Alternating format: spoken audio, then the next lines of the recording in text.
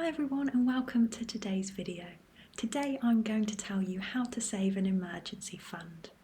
It's so important to have cash set aside for emergencies, but it can be hard to make an emergency fund. So I'll go through step by step and let you know how you can save an emergency fund for yourself, and that will mean that if any unexpected expenses come up in your life, such as a car or a housing repair, you'll be able to pay for it. So keep watching to find out how to make an emergency fund for yourself. Step number 1 is to make your goal manageable. So, personal finance experts generally recommend that a well-stocked emergency fund has between 3 and 6 months worth of expenses in it. But when you're just starting off, this can seem like an impossible task and really put you off. So I suggest here that you start off with a small goal that is manageable for you. It takes a long time to build up savings, so start off small.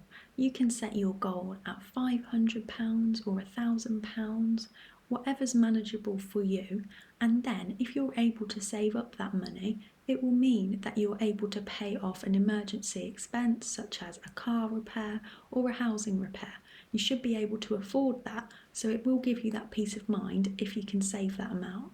So set your goal at £500 or £1,000 and that'll be a really good number to work towards.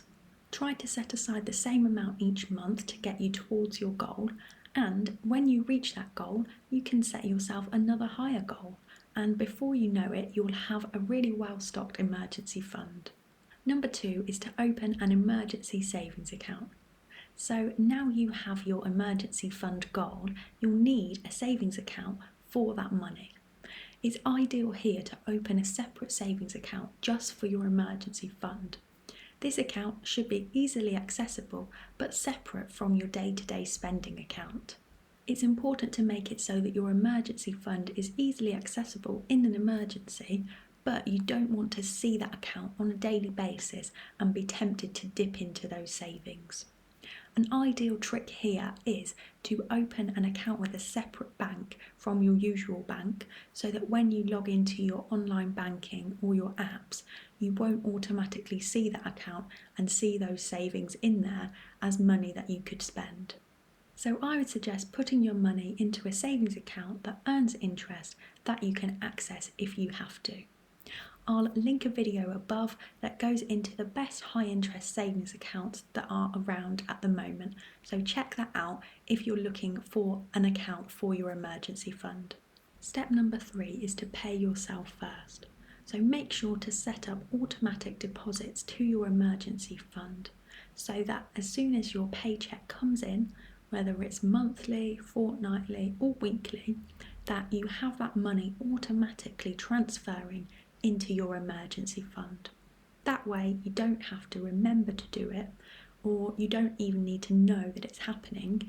You can just set it and relax. And because you won't really see the money in your account because it's automatically transferred out, that's great because you don't think about it and you don't think about it as money that you have. You're just paying yourself first and you're paying it into your emergency fund, which is great. And it's okay if you can only afford to transfer a small amount each month, because every little really does help, and every little amount that you transfer will go towards your emergency fund.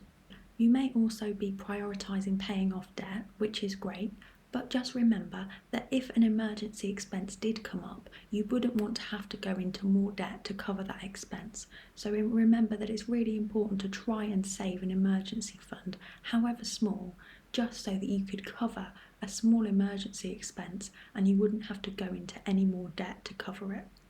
Step number 4 is to channel any extra money towards your emergency fund. So even though you have already set up automatic payments to your emergency fund, it's great if you can transfer any extra cash that you get into your bank account, if you can transfer that over to your emergency fund, because it will mean that you reach your goal that much quicker. If you can only afford to put away a little bit into your emergency fund each month, or if you're just able to put in money now and then when you have it, then what you could try is putting in any extra money that you may get. So this could be cash gifts or a tax refund or even a bonus from your job. So any extra money that was unexpected, you can always channel that towards your emergency fund, and then you'll reach your goal that much quicker. Step number 5 is to boost your income and cut your expenses. So a way to save even more is to try and increase your income and cut down your expenses to the bare minimum. You can cut your expenses by saving on groceries, by meal prepping and making a meal plan. You can do free activities, you can review your subscriptions. So there are a number of ideas that you can try to reduce your expenses. I'll link a video above that gives you a lot more ideas for how you can really cut down on your expenses.